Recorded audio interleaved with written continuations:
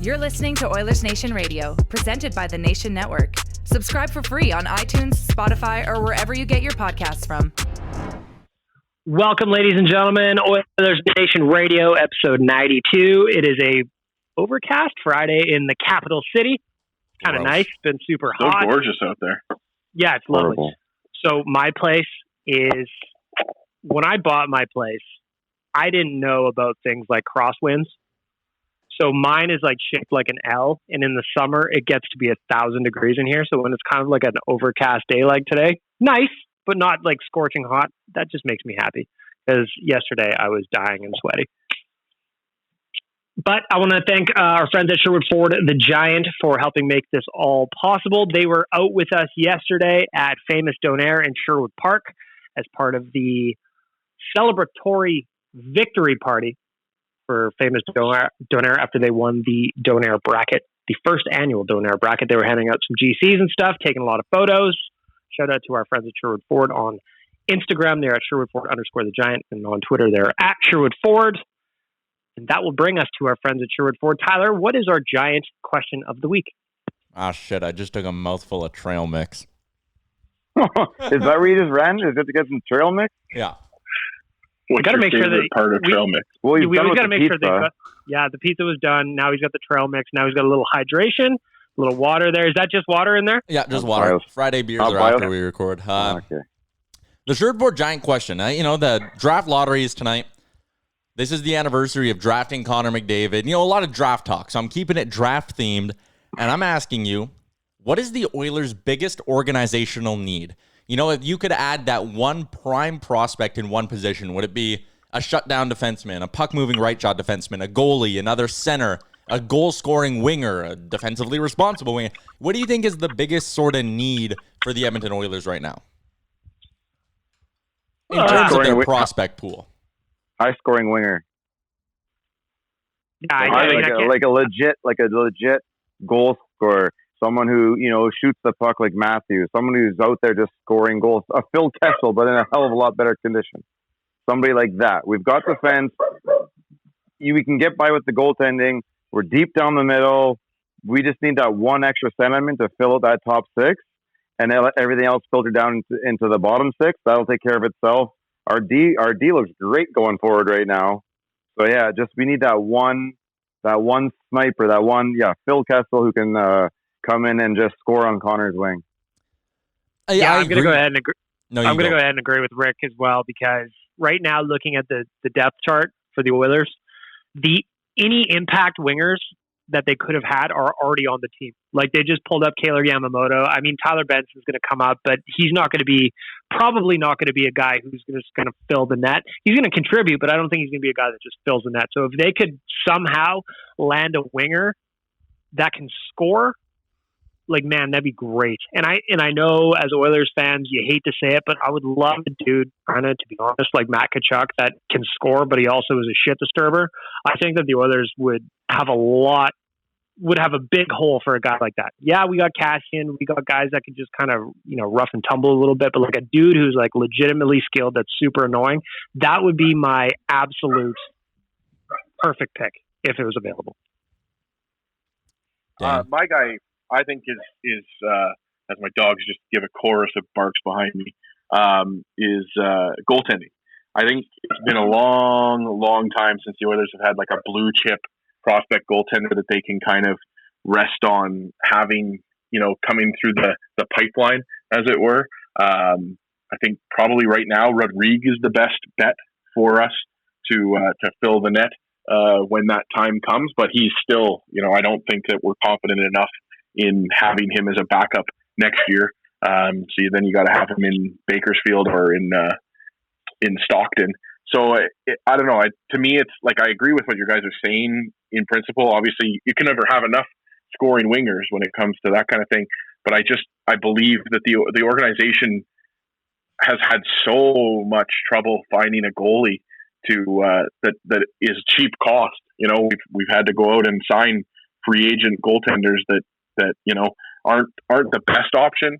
Cam Talbot was a good option from a trade, but we haven't had a blue chip goaltending prospect in a couple of years. It's funny that you say that, Dan, because today is the anniversary of the draft when the Oilers picked up Devin Dubnyk. Yeah, I was just going to say that. And he would look pretty good minding the net. Thanks, Mac T. That was a good one, buddy. Anyway, Tyler, sorry, I cut you off. Yeah, for me, I'm going to agree with Dan, but I think everyone's kind of right here. Like, they need a goal-scoring winger. I still think that's a pretty prominent need, but when you have McDavid, Draisaitl, Nugent-Hopkins, like, I don't think anyone's going to sit there and be like, well, there's not enough skill to go around. Like, the Oilers have a lot of skill, but I think that one specific piece to their forward group would be unreal. If they could add a guy who in 2 years, on top of Kyler Yamamoto, is like a 20-25 goal guy, and maybe he's still on his ELC if things go perfectly, then you're laughing. Like, can you imagine if they found a guy in the late 20s like the Bruins did with David Pastrnak? Like, that'd be crazy. But I'm going to agree with Dan and say it's goaltending.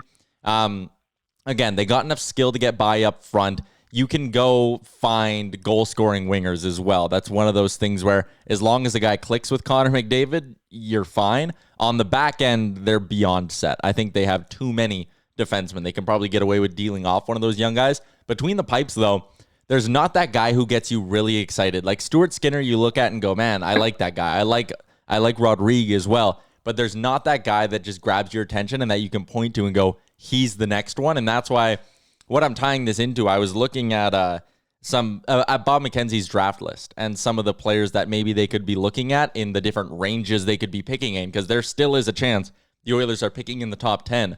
And if they were to lose to Chicago, there's a very good chance that Yaroslav Askarov is still on the board. And that's a guy Craig Button says he's Carey Price, Andrei Vasilevsky 2.0 kind of thing, like a legit franchise goaltender. And I think if the Oilers could get a guy like that, I'd be over the moon.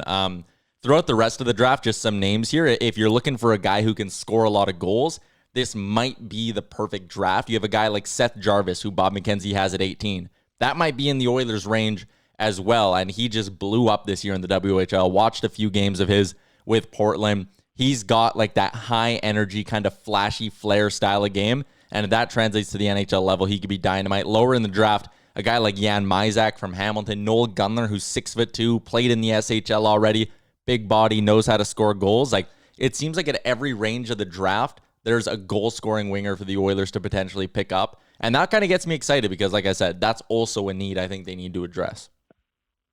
Nobody would go on defense, eh? Looking at just kind of what we got? No, that's completely unnecessary. Yeah, for me, like, right now, Nurse and Clefbaum are top 4 defensemen. You have those guys. You know, Larson is going to be a UFA in a few years, whatever, but you have Bear, top 4 defenseman. Jones, he's an NHL defenseman already. Bouchard, projecting that way. Broberg, projecting that way. And then you have the sort of lower down lottery tickets like Dmitry Samurikov and things like that. I think they have so many defensemen, it's the least of their concerns. I'd be a little irritated if Holland used another first-round pick this year on a defenseman.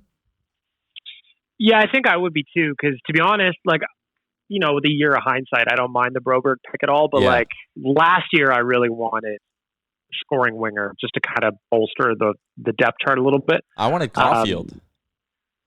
I still almost wouldn't mind having Cole Caulfield in this organization over Broberg. But again, it's just like, it depends on the draft class. Like you said, every year it's different. This year it seems like it's forward heavy. It's supposed to be a deep draft, but what the fuck do we know? The nice thing, to be honest, boys, is that here we are. It's draft lottery day. Obviously a weird season, weird year in general, but like, I have no idea who any of these people are that you're talking about, Tyler. Like, obviously, you know, the Lafreniere's top of the draft, but I don't know anybody this year. So I have a hard time even offering an opinion outside of being like, I wouldn't mind a scoring winger if there is one. I don't know who these people are, though. Sounds good. I like what you're saying. Seth Jarvis is the guy who's getting a lot of love right now, just because Western Canada guy, people are a little bit more familiar with the name. And the thing that caught my attention is on Bob McKenzie's draft show, he said some scouts look at him and see a lot of Mitch Marner in his game. And it's just like, man, can you imagine if the Oilers, he's probably not going to be Mitch Marner, but if they added a guy who's 3/4 of what Mitch Marner is or brings that similar skill set to potentially Connor McDavid's line, like, unreal. Yeah, because I'm looking at your article now. So 42 goals in 58 games this past season in the dub. McKenzie had him ranked at 18th, but admitted that he could go much higher depending on an organizational need. So some people have him in the top 10. Yeah. So, and that's one of the things that's fun about the draft, right? One of my favorite parts about the draft is the guys that end up sliding. That's one of my favorite things, is just to kind of see who moves down or whatever. Even from top spots sometimes. Like I remember the Nolan Patrick draft, everybody thought it was going to be him, but he did not go first that year. So it's always fun. I love the draft. For Oilers fans, for a long time, it was the only thing to look forward to. I'm happy, like I said, that we don't really have to worry about it right now. Obviously, you want them to make a nice pick. You want them to get a good player, all this. No arguments there, but it's nice to not really know what's going to happen in terms of the Oilers. Remember that year when Cam Fowler fell? He was like the consensus third overall pick, and he ended up going like 12th to Anaheim. Yeah. That was wild. So, like, I'm hopeful that Holland and his staff will know what they're doing. Obviously, they put in the time, they put in the reps, they put in the at-bats, all that. Because I remember the Kailer Yamamoto draft. I didn't know anything about this kid, really. I knew he had all kinds of swagger. He told Chiarelli that if they didn't draft him, he would haunt their nightmares or whatever he said. Yeah. But, you know, here we are a few years later, and he's contributing in the top six. And you'd be like, all right, you can get a really solid player in that area. And I mean, Jordan Eberle was 22nd overall. You can get good players in there. So no matter what, I trust the staff. I hope they did their homework, that they haven't been snoozing and watching Tiger King over and over again. Do you remember the Tiger King era? That was like a year ago. Yeah. The last thing I want to add about the draft stuff, we were talking about goal-scoring wingers in the system and guys falling in the draft. The one guy whose name we didn't mention, and we should, Raphael Lavoie. I think that's the one guy who's kind of circled in the system as like, he might be able to find a way to be a top six winger in this league. And if he does, 6'4" power forward with a good shot, like you'd love that on Connor's wing. No doubt. I mean, he's one of those guys that has all the tools there. I just hope he can put it together. You know what I mean? I hope that he can come to his first pro camps and like hang out with the boys and see what it takes to be a pro and like really take that and run with it. I would love to see that, because he was a second round pick that a lot of people had going in their first round. And, you know, it's nice to get those sometimes. It's not one of those ones where the Oilers picked the first pick in the second round. You're like, Mitch Moreau's, like, really? But, you know, again, hindsight, right? Anybody think that Detroit does not come away with the first overall pick tonight? Well, there's only like an 18% chance that they do. So I'm going to go ahead and say Detroit won't be picking first overall, even though they really, really deserve it. I think Ottawa's going to get it. I think it's the Anaheim Ducks are going to take it. Man, Oilers fans, if you're watching this thing tonight, you need to throw all the good karma you can at those Eastern Conference teams, because you do not want Lafreniere in your division. Yep, agreed. Yeah, I mean, 1,000%. I would love, well, you know, I kind of like chaos sometimes when it comes to these things. Like, unfortunately, the Oilers can't pull out a win in the draft tonight, which would have been hilarious. But, yeah, you want an Eastern Conference team to win. And I kind of would laugh if it's not Detroit, because they were so bad. They were historically bad. They were eliminated from the playoffs, like mathematically out months ago. And it was hilarious. They were the only team with that little X or whatever beside the team name in the standings. I loved it. I love math. It is worth noting the Oilers hypothetically could get Lafreniere. Please explain. So the way the draft lottery is set up this year, and I'm going to need to pull up the reverse standings. So tonight is draft lottery part 1. And what this is doing is it's awarding who's going to get the first overall pick. So you have Detroit with 18.5%, Ottawa 13.5%. From there it goes Ottawa again, because they had San Jose's pick, then LA, Anaheim, New Jersey, Buffalo. And then after that, you'll notice there's Team A, Team B, Team C, D, E, F, and G. So those spots are going to be not like unknown. They're going to be called Team A, B, C, D, E, F, and G. Once you lose out in the qualifying round, which the Oilers could do, there's going to be another lottery determined to decide who is Team A, B, C, D, E, F, and G. So tonight, if you're watching and Team F wins the lottery and will pick first overall, and I mean, for all those teams, there's a 1 to 6% chance of that happening. There's a chance that a Team A wins the draft lottery, and then in Lottery 2.0 after the qualifying round, the Oilers are awarded Slot A. So even though they'll lose to the Blackhawks, but then they could hypothetically get the first overall pick. So never say never. The Oilers are technically, in a weird way, involved in tonight's lottery. So we're just praying for a team letter to win tonight. Yeah, you're praying for team letter or Ottawa. You know what? I'm looking at Ottawa's. It's funny now that I'm looking at. So Gregor's got an article coming up at Oilersnation.com about the draft lottery that's going up. That's going to happen tonight, and Ottawa has a 25% chance of winning the lottery, while the Red Wings, who were so bad, only have an 18.5. So it could be interesting. Ottawa could set themselves up very nicely at this draft. Well, and to Tyler's point too, I'm just adding up the math here as I talk, but it's like the team A to team H has the same amount of odds as Detroit does to pick first overall, right? If you select all those teams together and you say the chaos theory that one of those teams wins, it would be funny. That team has just as much of a chance as Detroit does.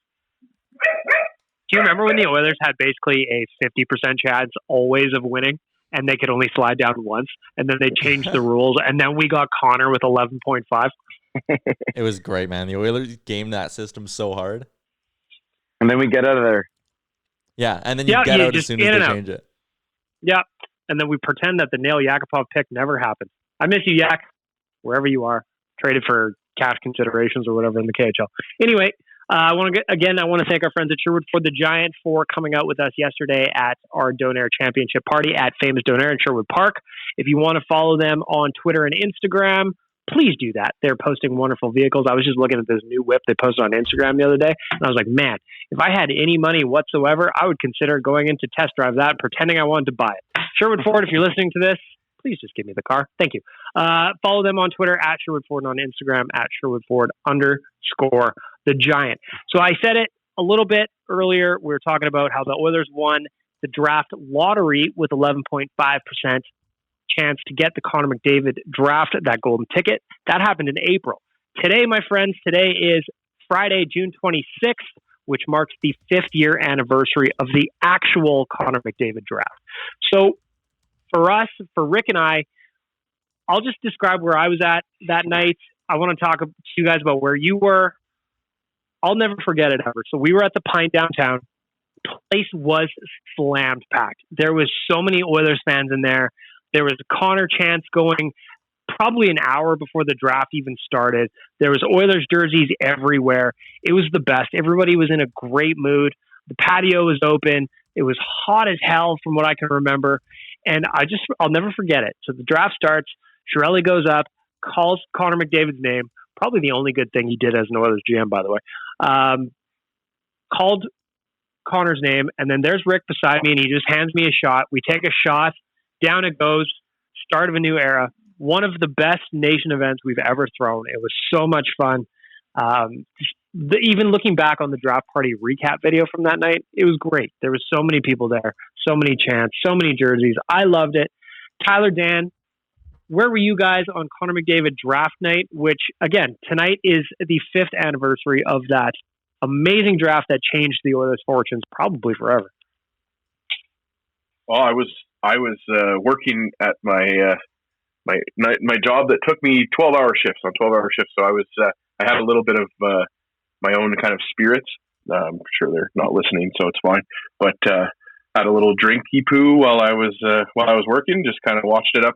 I added up. We had 4 big screens in front of us, and so I had it up on all 4 big screens on different feeds, so that I could listen to everybody's excitement for the Oilers, and just kind of soaked it up. For me, Tyler, what about you? I was working at Jersey City in West Edmonton Mall, and that was the night they unveiled Orange, right? So in the back of our storage room, because usually you can't sell players merchandise until they play a game for that team, right? So there'll be exceptions made, and McDavid was one of those exceptions. He walked on the draft stage and already had 97 on his jersey. So the second he was picked, we were allowed to start ripping open our boxes and putting out Orange McDavid tees and all the stuff that went along with it. So it was kind of fun to be a part of that and be dishing out the first McDavid memorabilia in an Oilers jersey or with the Oilers logo on it. So that's where I was that night. But yeah, we had TVs in the store, so I was watching the draft as you do. And then Of course, it was a few minutes later, right, that we got the news of the Griffin Reinhart deal, which was also just as exciting. Womp womp. I remember, actually, it's funny you mentioned the Griffin Reinhart trade. I remember the reaction was kind of like, oh, big trade. What? Wait, what?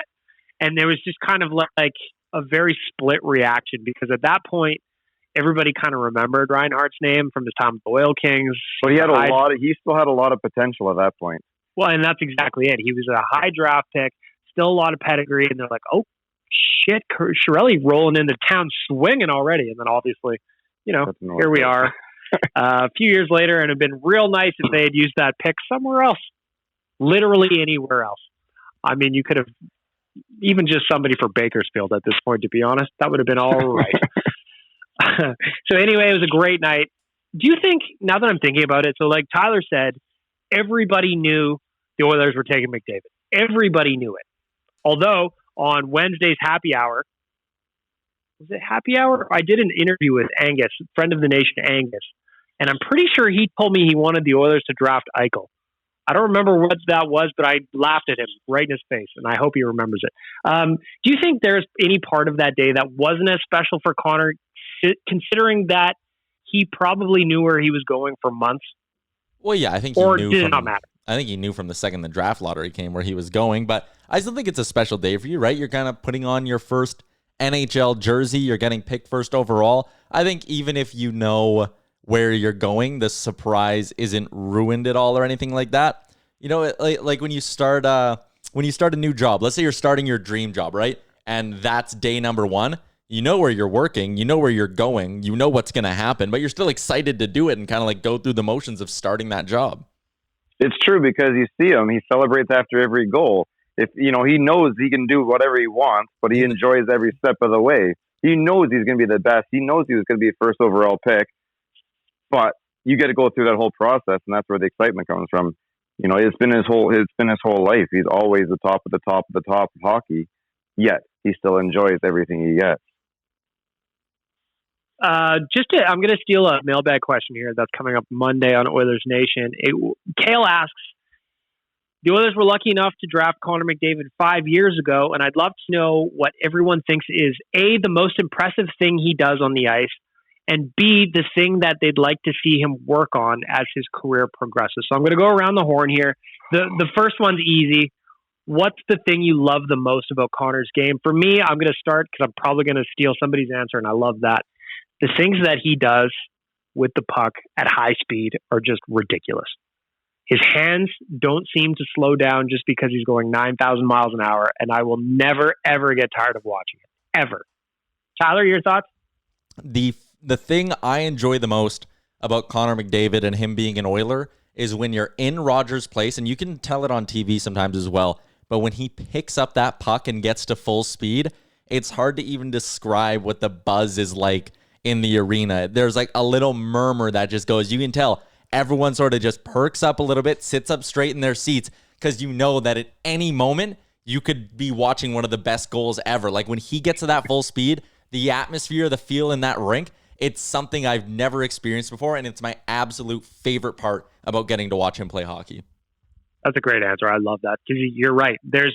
So the other day on the Nation's Instagram, I reposted that incredible goal that he scored when he first came back from his broken collarbone against Columbus. There's 3 levels of cheers in that one play. One of them, he kind of goes through and people go, oh, and then he slides out of the pack with the puck, and then it goes even louder, and then he scores and the place goes bananas. It's the best. Mr. Dan, your favorite part about watching Connor McDavid play hockey? Well, it kind of extrapolates on what Tyler was saying, but it's just like for Oiler fans for the last 13 years before Connor came along, I think night in and night out, you knew that if the Oilers went down by 2 goals, it was over. They didn't have the horses to really get back into it, and for a lot of that time their spirits were down and defeated.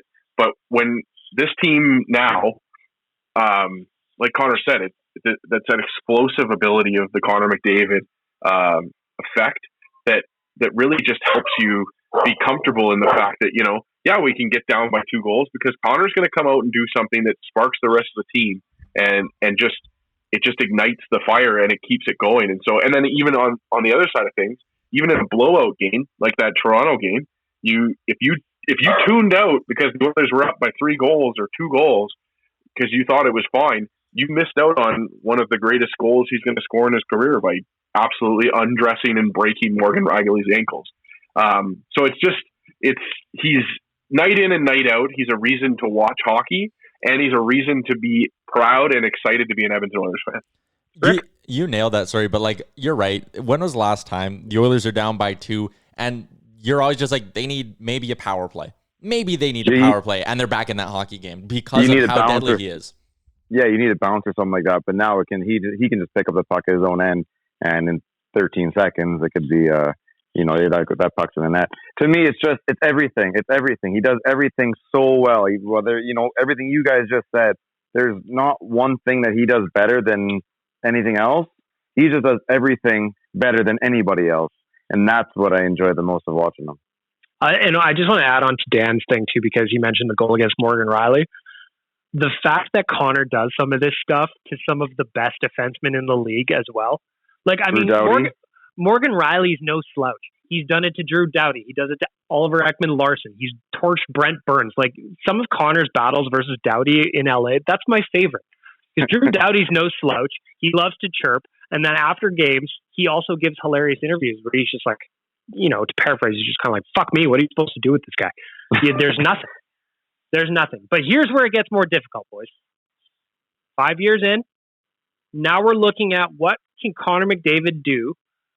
What does he still need to work on to be a totally complete player? He is undoubtedly the most electrifying player in the league. I think he's the best player in the league.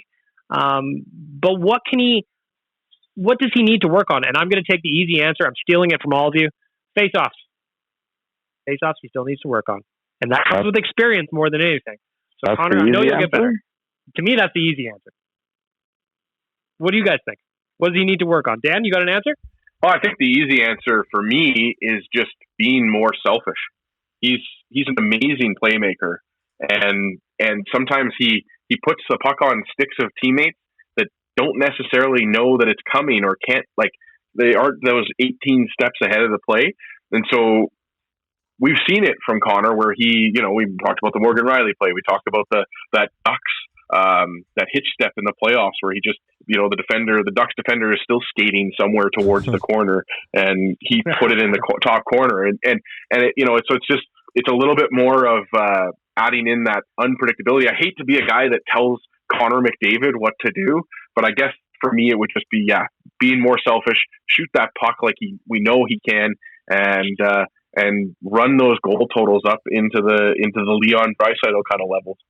It's funny you say that because now I'm thinking about it as Dan was talking. There's plenty of times, I know I've certainly tweeted it, something along the lines of, Connor, I love you. I'm never going to be critical of you. You're the best player in the world, but please shoot the fucking puck. Please.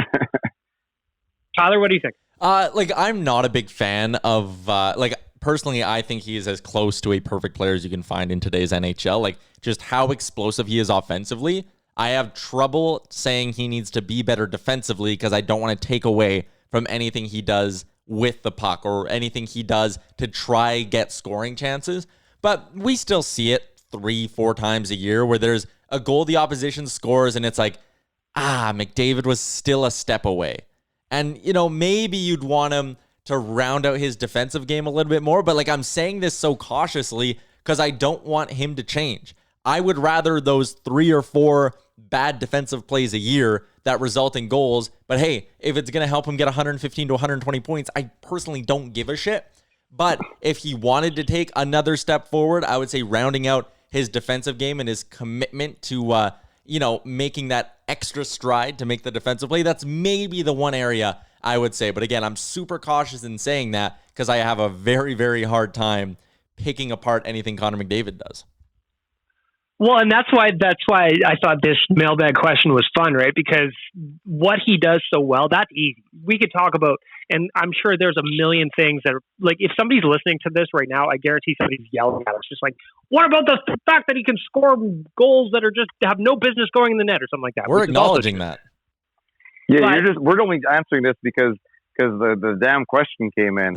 Yeah, it's for fun. So, Rick, last word on this. If you got to pick something that Connor can improve on after 5 years in the show, what do you think it is? Okay, if you use the word improve on, then I'd say something to do with it in the defensive zone, because I think his shot is really good already. I just wish he would choose to shoot more, but that's not really improving anything. It's just a different choice. So if we're talking about improving, then yeah, just a little more awareness maybe of your check in the defensive zone. And I loved this whole, like, what does he need to improve on kind of thing, because all of us are like, fuck, I don't know, man. Well, what do you want him to do? He's about as good as it gets. Look, skate even faster than 1,000 miles an hour. I don't know. And watch him get faster. Now that he's had all this time off the ice, watch his knee be like, he's got 2 PCLs now somehow, and he's going to go that much faster. I want to thank our friends at skipthedishes.ca for also contributing to making this podcast happen. They want to make sure that you are fed. It is a Friday night. Very exciting news for Rick and I this week. Very, very exciting. Finally, after months and months of asking, Arby's is finally on Skip the Dishes. And the other night when he texted me, I couldn't find it. The next day, like a phoenix rising from the ashes, I decided to look again. I was like, hey, when Rick texted me, I was a little bit banged up. Maybe I did something wrong. And turns out, there it was. They just take it off the search when it's closed. But then the next day, it'll be there. It'll just not be quite open yet, which is really weird to me. But I found it, and I told you and Jay. And then I went back to search it because you guys couldn't find it. I went back to search it again, and now it was gone. So I'm like, okay, I think they close at 8:30, then it goes away. So let's look at this in the morning, boys. And I think I was texting Jay by 8:30. Oh, man, check your app right now. It's back. It's back. Yep, skipthedishes.ca. Not only do you have choice from thousands of restaurants across our wonderful city, you can now get Arby's in my hood. You're telling me that's really what's important here. I can get matzo sticks brought right to my door. You can get matzo sticks right to your door, provided that you... It's that location, too. It's the St. Albert Trail location. Oh, look at that.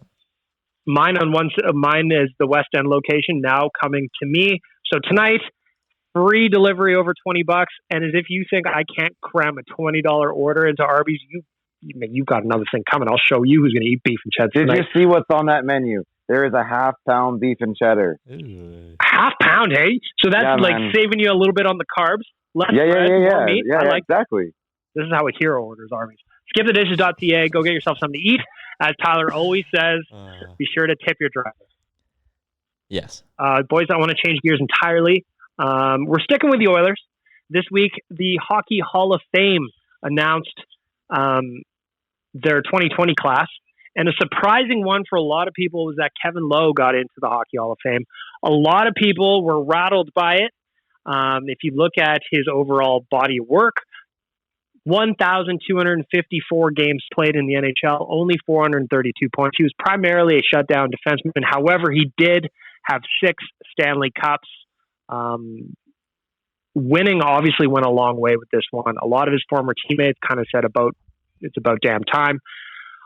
My question for you guys is, what did you think of the reaction? People just being like, how is Kevin Lowe in here? What is going on? Tyler, I'll start with you.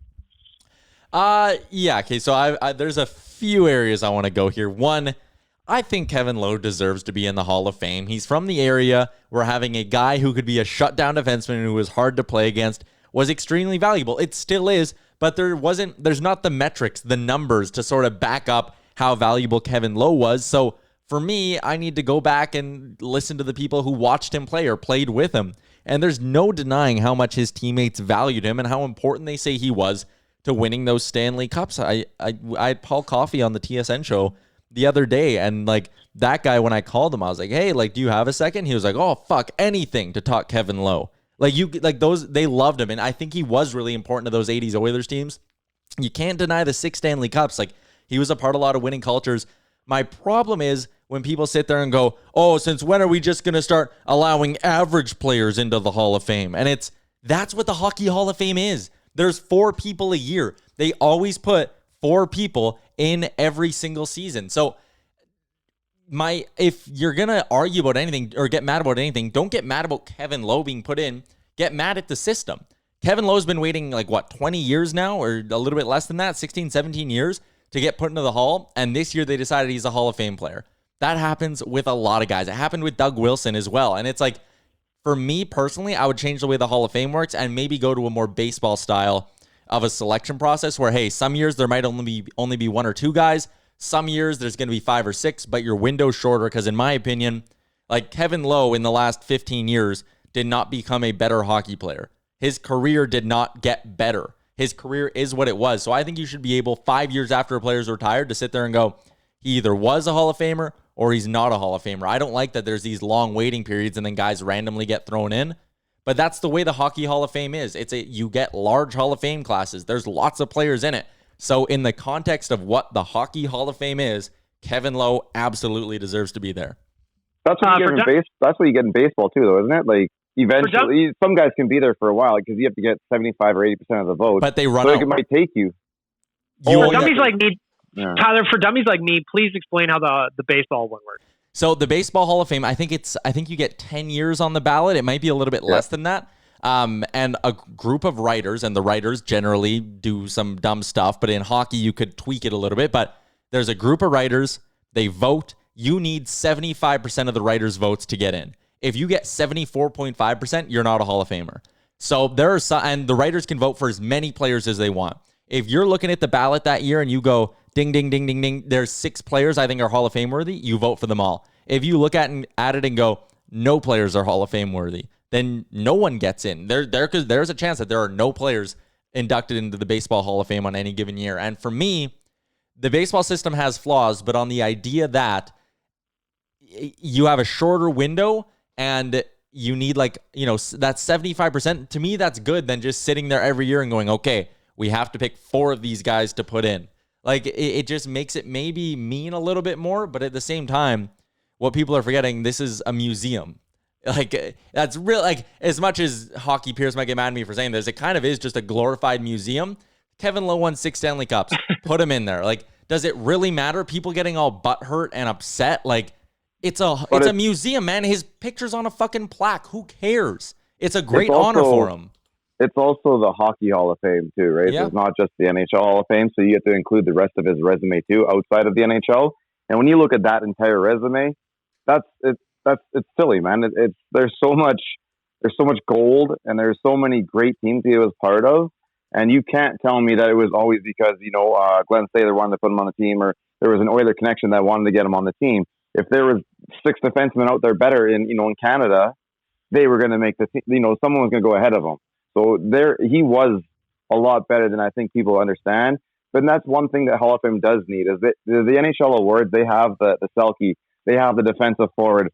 So they go out there and they make sure they take care of those forwards who are out there doing the defensive half of the thing. They don't have that on defense. And that's what they need, because there is 2 parts to defense.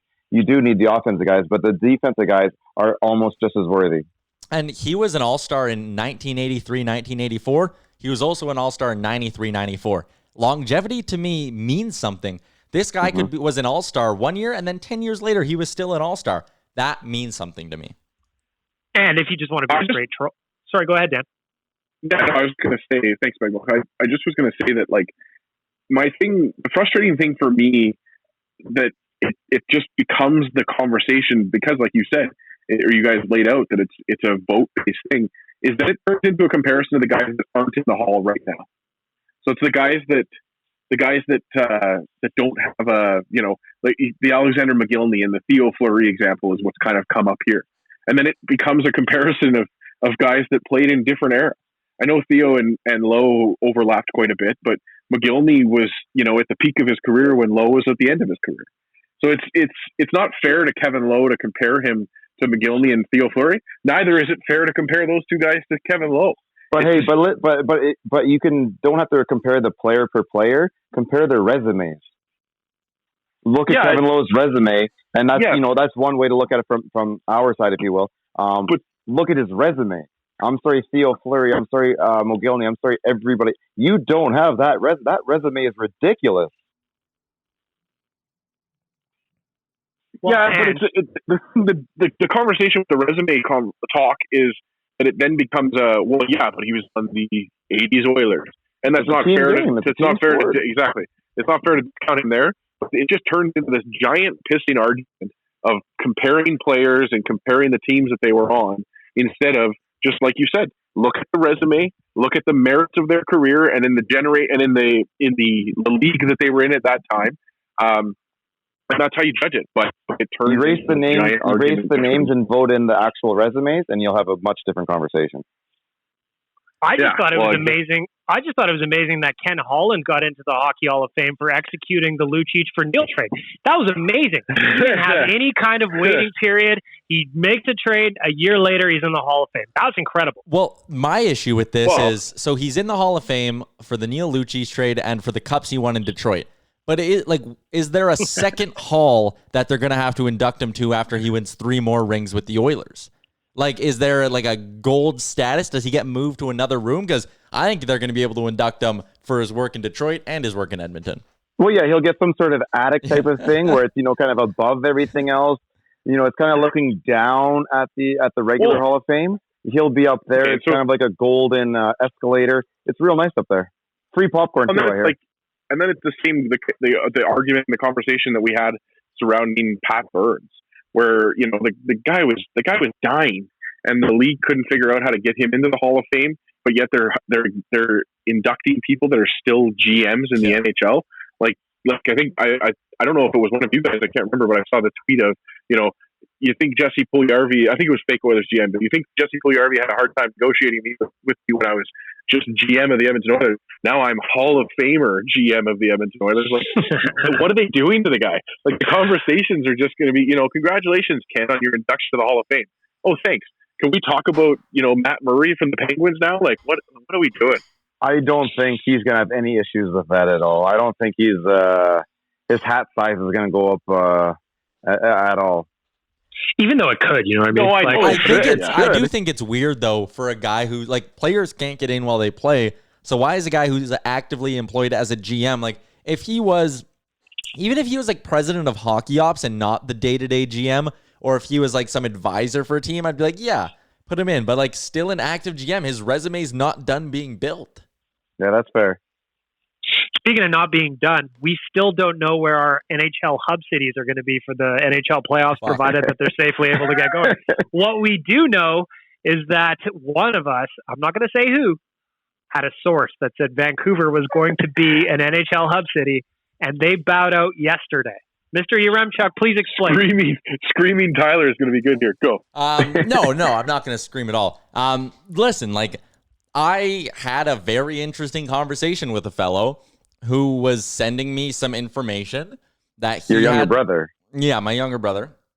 Where is your brother, by the way, Tyler? That's a whole nother thing. I'll get to that in a second. He's not telling you now. So I had 3 different sort of sources on the player side of things. I'll say 2 players and an agent. And I saw the conversations with them. They were legit. And it was simple questions. Do you know where the hub cities are going to be? Yes. Is it Vegas and Vancouver? Yes. Next source. Do you know where the hub? Yes. Vegas and Vancouver? Yes. Third source. Same thing.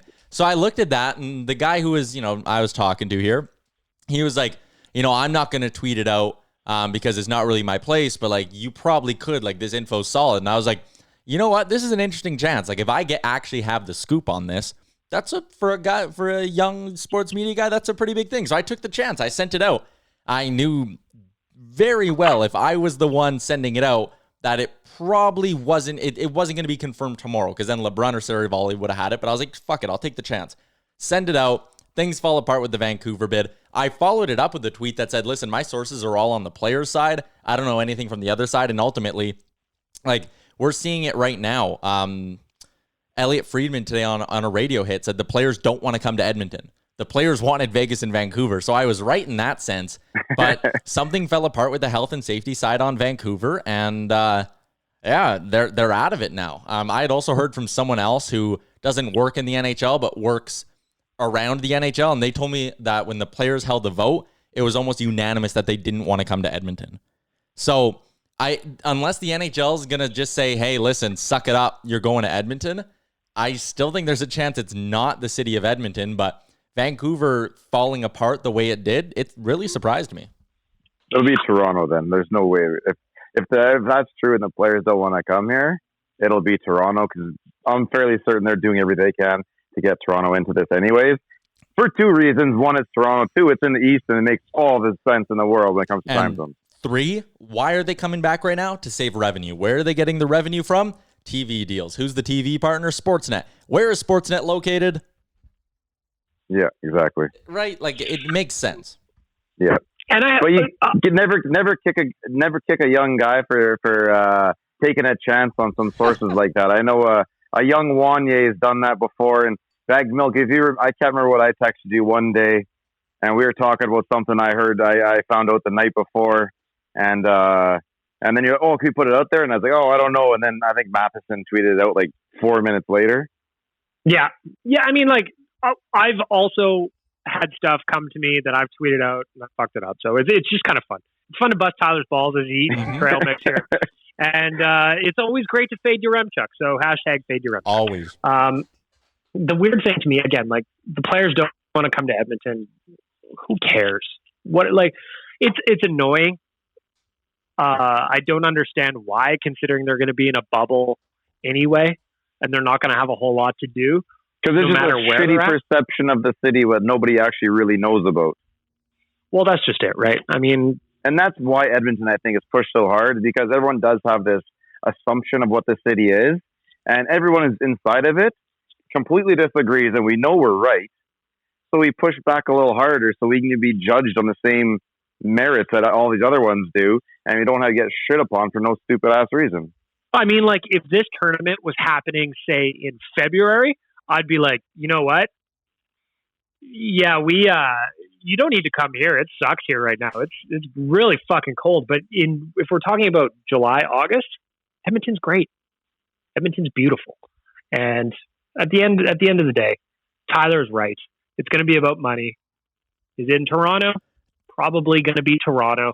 That also satisfies, if it's Toronto, Vegas, you get a wider range of, time zones in there. It's not going to be 2 in the Pacific and then the Mountain Standard Time. Like, who cares? Just get on the ice. I don't care if the players want to be in, if they want to build a Field of Dreams style rink in the middle of nowhere and that's where they want to play, then fine. Let's just go, because I'm not allowed to go anyway. I don't really care. I just want to watch hockey again. That's my rant. Thank you very much. Moving on from hub cities. We did talk about really quickly, Broberg and Rodrigue will be attending the Oilers training camp, which is set to kick off on the 10th. And that's kind of why it's strange to me that the hub cities haven't been announced yet. Like, training camp or phase 3 of the NHL's return to play plan is supposed to kick off in 2 weeks. Like, your guys are running out of time. Plus, there's still players everywhere all over the world.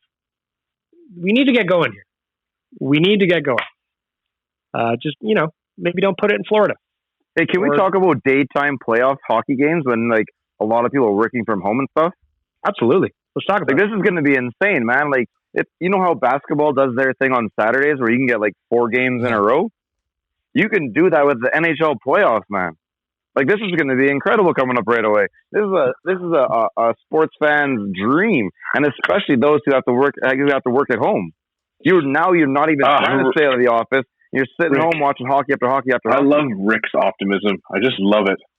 You find I don't know why anybody can't be doing this right now. The next time the Oilers play a game, it's going to be electric in there. Go back and watch any of the Oilers playoff games. And that building, that's what it's going to be like. Like, we're getting into, like, a very exciting time of hockey right now. I don't know how anybody is still sitting on their hands. Also, shout out to all the bosses that'll be checking in with their people. Like, hey, where were you for like 3 hours on Tuesday, Thursday, and whatever? What happened? That was when the Oilers scored their 3 goals, right? Yeah. That's the one. No, that was purely coincidental. I have no idea what you're talking about. Bad Wi-Fi. Yeah. I just, you know what? At the end of the day, I just want to watch hockey again. I don't care where the cities are. Let's go. Let's do it safely. Let's make sure all the players are safe. But to finish what you were saying, Beck, like with Rodrigue and Broberg coming back, like it's interesting that those guys are making that move over here already, eh? It's fantastic. I'd love to see those young guys get to like a free opportunity to go through the motions of this of what they're about to see. They're not going to sniff the ice. They're not going to get close, but they're going to be, that practice. They're going to be in the arenas. They're going to be around the team. They're going to see what it's like, see what it takes to play in the second half of the playoffs. Like this is great for them. Yeah, it's gonna be a great experience for those guys. It's interesting though, like just based on I thought the Broberg one was interesting, not because he doesn't deserve to be there at the camp and like experience all of it. It's just, the travel aspect of him coming in from Sweden. It just seems like a whole hassle for very little. Although we got 4 or 5 of those guys coming anyways. Yeah, that's true. It's just, yeah, you're right. I take it. Broberg, welcome to Edmonton. IKEA is on the south side of the city. I don't know if you're allowed in there, but please enjoy. What? He loves it. He can build a Billy bookcase like nobody. Taste of home. Thank you. Meatballs are delightful, and they also have very, very cheap breakfast options as well, which I appreciate. Another quick news that I just want to touch on. Could be something, could be nothing. Again, 2020. Who the fuck knows? Jesse Puljujarvi hasn't done any negotiations with Karpat on what happens for the next season. The Finnish league.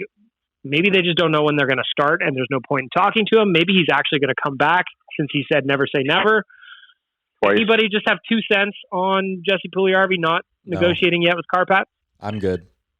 I was 51. I was 51. I was 51.49 that he's coming back before, and I'll go up to 57.43 now. See, I'm going to just take my word on it. Ever the optimist, and I like it. Dan, thoughts? Yeah, it's like the Pittsburgh Penguins fan base was all afire this week because Matt Murray unfollowed the Pittsburgh Penguins on Instagram. Like we're reading the tea leaves, I think, a lot here, and I don't know if it really changes anything in the middle of a global pandemic.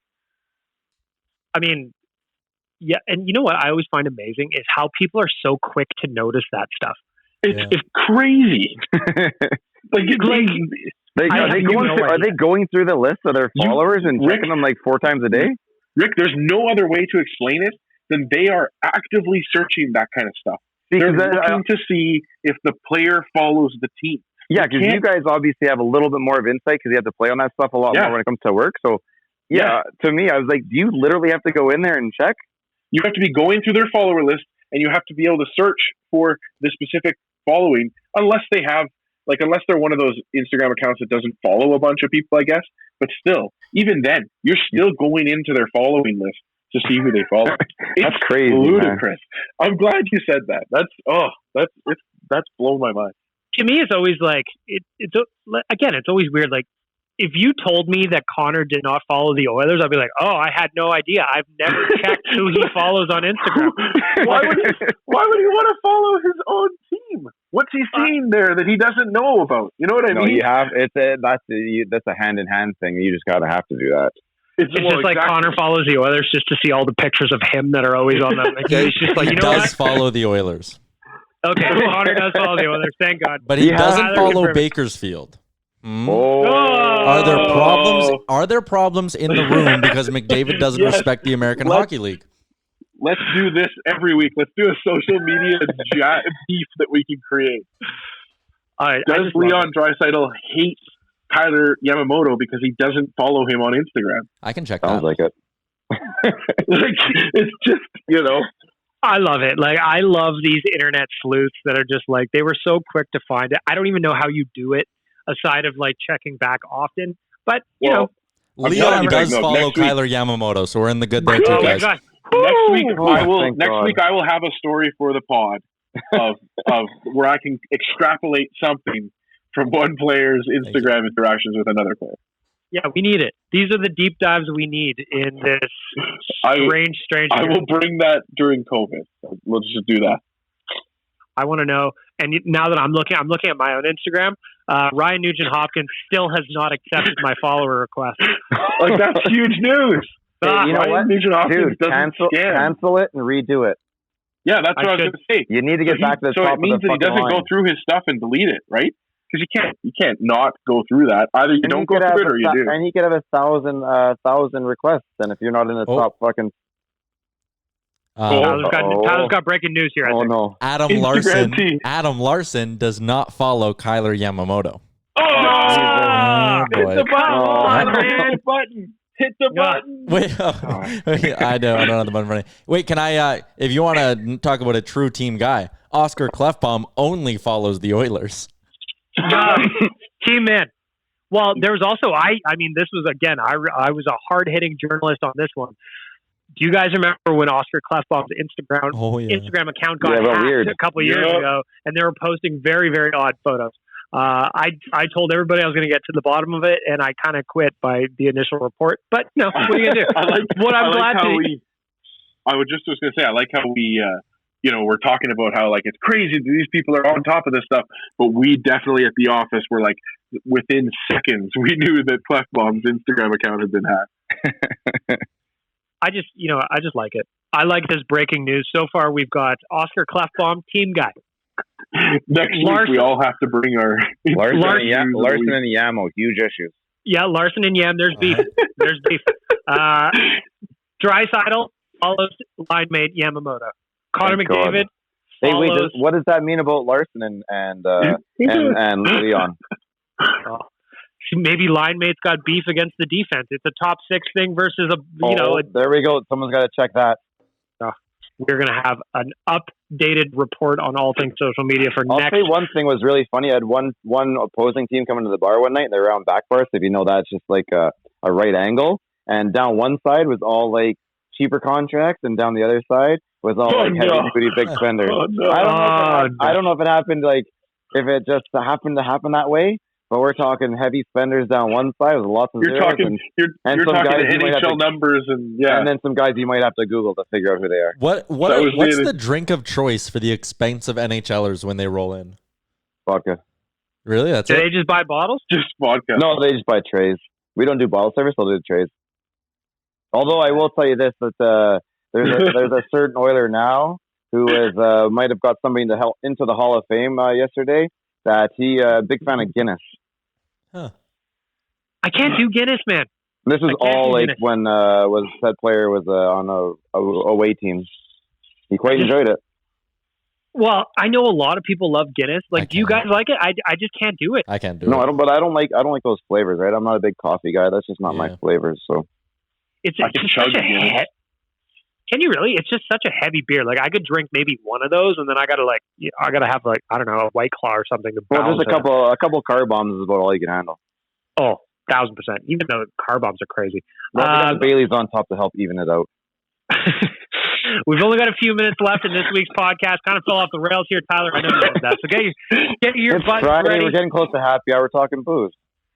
It is time, of course. Nation Happy Hour every Wednesday and Friday on Instagram Live. I host, I talk to people, I talk to Jay, I talk to all kinds of people about what's going on every Wednesday, Friday, 5:30 p.m. Mountain Standard Time. But the Hot and Cold Performers of the Week is brought to you by our friends at Oodle Noodle. 10% of all dine-in, takeout, and curbside orders are being donated to local charities. If you want to get more information on it, you can go ahead and follow them on Instagram at Oodle Noodlegram or on Twitter at Oodle_Noodle. As we always do, we start with our cold performers of the week. I'm going to go ahead and start this one because this drives me crazy. My fucking sinuses feel like they're going to explode.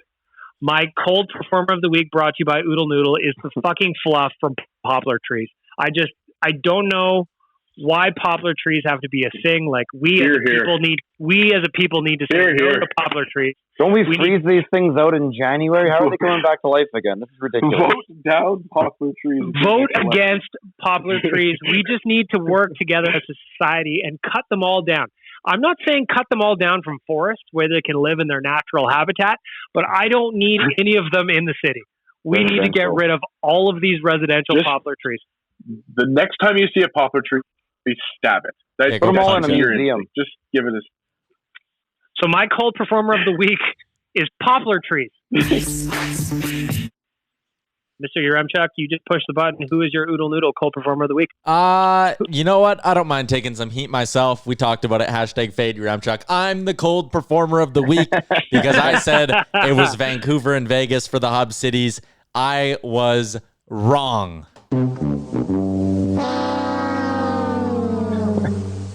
I love a man that can admit his mistakes. And that's what Tyler just did. He owned it. We all fuck these things up. Tyler, I love you, buddy. Mr. Nation Dan, your Oodle Noodle cold performer of the week. Well, I got to give Tyler a little bit of kudos there because it wasn't necessarily his fault. But anyways, it was. My cold performer of the week is the fucking players that that went ahead and reignited the fires of nobody wants to play in Edmonton anymore. It's such, like, you guys already laid it out really well there in the segment. I was kind of biting my tongue because this was going to be my goal performer. But, like, can we fucking stop having to defend this amazing city and just have people recognize for what it is? It's a great city that, yeah, you don't want to come to it in fucking February. That's fine. But the city doesn't get worse other than these poplar trees. Kill poplar trees. Yep. But yeah, the players shitting on Edmonton, reignite the stupid trolling of, nobody wants to play in Edmonton. My cold performer of the week. Rick, you are last up. Your Oodle Noodle cold performer of the week. I'm going back to the well on this one, guys. Last week I came up with something. In the last 7 days, I've had to explore outside of my normal life in this city, and it's still the fucking same issue. Construction. This is getting stupid. I don't even know where I'm driving sometimes. I'm afraid taking turns sometimes because I don't know where the hell anything's going right now. It is ridiculous. It needs to stop. We need to figure out how to do this in portions. Do this one, and then this one, and then this one. Not start, medium, finish. Oh, that's cold. I ran over a freaking railroad tire a railroad spike going through a construction zone the other day. That's where your tire came from? That was the worst. And it was on the side, so they couldn't fix the tire. So yeah, I'm with you. I'm anti-construction zone right now. And it's just like, I mean, for anybody who's listening to this that does not live in Edmonton, we have winter. And then as soon as the snow is gone, the entire city is a construction zone. And you're basically playing, and poplar, of course, fuck poplar trees. You're basically playing Mario Kart, weaving through construction zones at a reduced speed, I might say. Nobody here is speeding, but we are doing some weaving because sometimes you're playing like you're in Britain and you're driving on the wrong side of the road because construction has just closed down a major artery. I don't know. I'm with Rick on this one. I've loved the juxtaposition between my cold performer, love Edmonton, to Rick's where it goes all the construction. But you're not wrong. But you're not wrong. But the players can't fucking say that they're worried about construction in Edmonton. Listen, you guys won't be allowed to drive anyway, so you won't have to deal with it. Feel bad for us players. We have to deal with the construction and the poplar trees. Going to the opposite side of the ledger, it is time for the Oodle Noodle Hot Performers of the Week. A little bit of sunshine to head ourselves into the weekend. Mr. Yaremchuk, I'm going to start with you, your Oodle Noodle Hot Performer of the Week. Sorry, boys, I'm taking the low-hanging fruit on this one, my Hot Performer of the Week, giving some love to the members of the Oilers organization that were voted into the Hockey Hall of Fame. Ken Holland, Kevin Lowe, much respect. Very good to see a couple more guys. I know Ken Holland's going in for his work in Detroit, blah, blah, blah, blah, blah. Still, couple of Oilers organization members going to the Hall. Love it. Put some respect on my name. Amen. Mr. Nation Dan, your Oodle Noodle Hot Performer of the Week. It's a reminiscent one from the seasons past and when we can enjoy actual hockey. But this week, my Hot Performer of the Week is Oilers Twitter for its response to the promotional video that was put out earlier this week for Edmonton as being the hub city. That then showed entirely images of Banff and Jasper and the surrounding mountains, which everybody who doesn't live in Edmonton knows that they're or should know that they're 3 hours away from us at a good pace. So anyways, Oilers Twitter's response to that was absolutely amazing. There was people posting images of, the Eiffel Tower as being part of their favorite part of Edmonton and giving it, just ridiculous locations within the city. And it felt like hockey was back for a minute because we all just came together to mock a hilarious promotional video. Cash money. And I've said this a million times. Nobody makes fun of the Oilers or anybody better than Oilers fans. We do it better than anyone. So that happened on Monday. That video was released. It was supposed to be targeted towards the families of NHL players, just things you can do around the city within day trips, all that stuff. But that wasn't explained in the original. Yeah, that was just them backtracking hard. So that's fine. Generally speaking, I would say that if you have to release a press statement on your promotional video to explain it, you probably didn't do a very good promotional video. But that's another story. All I know is that was an accidental joke that came out on Monday, and man, did I have fun with it. I love this. I love that pick by Dan. Rick, your Oodle Noodle hot performer of the week. Well, if I've been watching online here a little bit, and I've noticed a bunch of players coming back. They're coming back. Patrick Russell's back. Lageson's coming back. We know Broberg and Rodriguez are coming back. So I'm going to shout out to all the NHL because we are getting close. It is almost time. Hockey's back. It's time to get excited. Put your car flags out there. Grab a couple Nation beers, and let's go have some fucking fun. I also drink a beer at Rogers Place, and I get crazy. It's true. It's true. Dan Nash. I've seen it. My Oodle Noodle hot performer of the week, I am going to be a selfish plug guy. Yesterday on Real Life Podcast, we did a great interview with Brett Kissel. When he popped onto the podcast, he was sitting on his deck or wherever he was at. He had no shirt on, and he said, "Hang on a sec, boys. I'm going to run inside, put a shirt on." And I said, No, Brett Kissel. Don't worry about it. And I popped my tarp off in solidarity for Brett Kissel. So my Oodle Noodle hot performer of the week is me for how quickly I got my shirt off and sat there for 90 minutes looking at Brett Kissel on a FaceTime call, and neither of us were wearing shirts.